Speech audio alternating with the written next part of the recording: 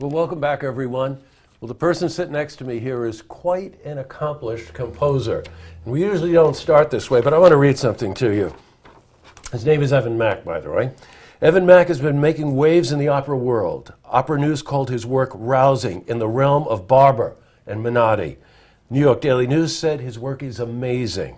He's performed with the Kentucky Symphony, Cincinnati Symphony Chamber, Dayton Philharmonic, Cincinnati Symphony Orchestra, including performance at Carnegie Hall. He has a doctorate in musical arts, and he's assistant musical professor at Skidmore. That's commonly referred to as chops. Yeah. A lot of hard work, a lot of sweat, right? Yeah. You're not kidding. Yeah. Wow, we have a real celebrity with us today. Thank you. Pleasure to be here. Oh, it's great to have you here. So at any rate, the art form that you seem to be most interested in is opera. Yeah, the last few years as a composer, I have written 3 operas. Starting with my first one, I was very lucky in terms of success. My first opera ran off Broadway at the Brezhnev Arts Center called Angel of the Amazon. Wow. And with that, it was very interesting because it was quite successful. So they said, "What's next?" And I said, "Oh, I have to write another one." So I had the second opera called The Secret of Luca, and now I'm on my third opera called Roscoe. Good, and that's what we're going to talk about today, Right. because Roscoe is the name of a novel by a very, very well-known author in our area, considered the Charles Dickens of our time, William Kennedy. Yes, it's William Kennedy's novel of the same name, his 2002 best-selling novel. And I approached him last year, and we came up with a 2-year development deal, to turn this book into an opera. And it's actually his first novel in his vast repertoire to become an opera. Good, let's do a couple of things. What was it like, how did he contact you? Well, it was funny. I read the book and I said, "Oh, this is an opera," and that served me well before in terms of my gut instincts. So I tried his publisher, I tried looking up an agent, I tried the previous publishing company that was bought by the other one. No luck. No one returned my call. So I called the Writers Institute, the New York State Writers Institute, and I said, if I wanted to try and see if I could turn this into an opera, what would be the process? And they said, "Well, we don't know. We'll get back to you." So a couple hours later, my cell phone rings, and a number I didn't recognize, and I answer it, and hey, it's Bill Kennedy, and I almost dropped the phone. You know, I was, "Mr. Kennedy," you know, it was wild, and it went from there. And he asked me to send some of my stuff and look it over and see what he thought, and I waited sort of anxiously, and he got back to me. He said, "Let's do it." Oh man! And as you were telling me prior to being on air, that he was involved in the project himself. Yes, absolutely. It was. Boy, what's that like? It's both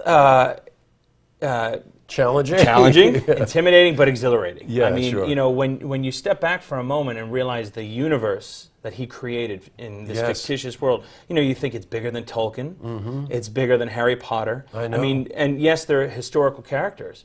You know, fictional characters based on historical people, but it's so vast. So when you're sort of diving into that world and then talking to the man who created this universe, that's right. It's intimidating, but so insightful. I mean, to the smallest level. You know? Right, of course, you know, that's challenging in a very positive way, right? I mean, you're pulling from all of your own influences and all of the things that you dream about. And let's go to influences. Who are your influences? Well, so a lot of American composers, for sure. So Samuel Barber, Aaron Copland, Leonard Bernstein. You could do worse. Yeah, right, that's right. So I you know, in terms of that realm, absolutely, you know, in the classical world, those are my influences. But, you know, I mean, I've, in high school, for example, I broke the cassette tape of Sgt. Pepper's in my car, just playing it over and over again. So, I mean, you know, from the pop world, there's tons of influences still today. Well, you know, that's it. I mean, we're not, this isn't Puccini. No, you know, not at all. This is, and if you think about it, you just give a great example, by the way. Sgt. Pepper, very operatic. Absolutely. A story from beginning to end. Yes. The Who with Tommy. Completely, absolutely, you know, So you see the influence throughout popular culture. So people don't think, oh, if I'm going to the opera, I better put a tuxedo on and you know, sit a certain way. Right? Opera's a loaded word, right? It has a stigma that, oh, we need to do, and absolutely not. I mean, it's in its purest essence, it's storytelling with music from start to finish, singing from Right. start to finish.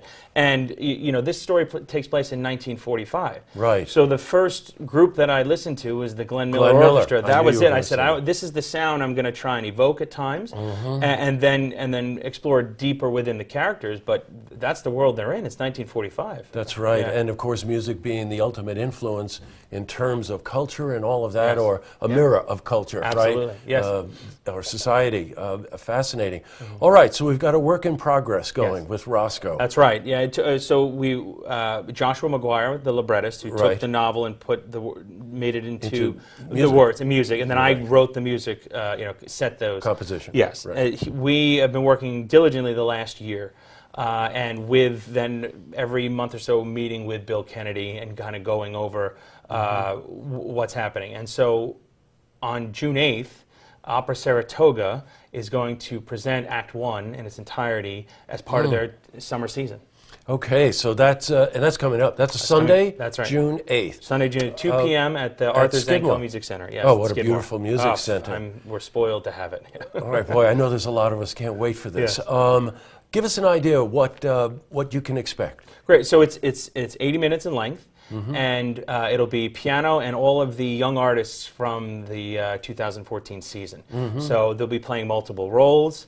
But it'll be a presentation from start to finish of Act One. And there'll be limited movement on stage to get an idea, or not costumes or staging, but maybe something to evoke the character or what's happening. We have, William Kennedy's novels are very much the dead and the living Yes, right. coexist. Coexisting, Yeah, right. so in our stage version, it'd be a balcony of the dead.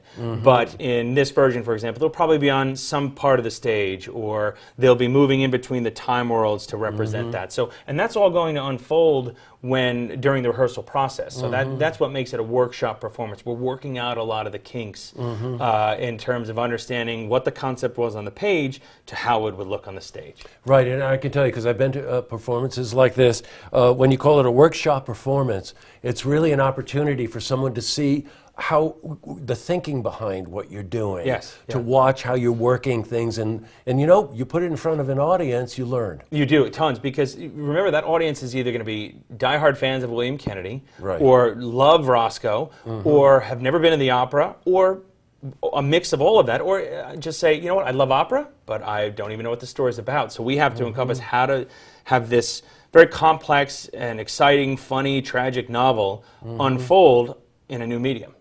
Well, this is very exciting. You have so much passion for it, by the Yeah, way. yeah, well, Congratulations. thank you. know. I can tell where it's coming Yeah, that's from. right. Are you working on Act Two? Yeah, well, yeah. So we started mapping it out, and Josh and I are starting some scenes right now.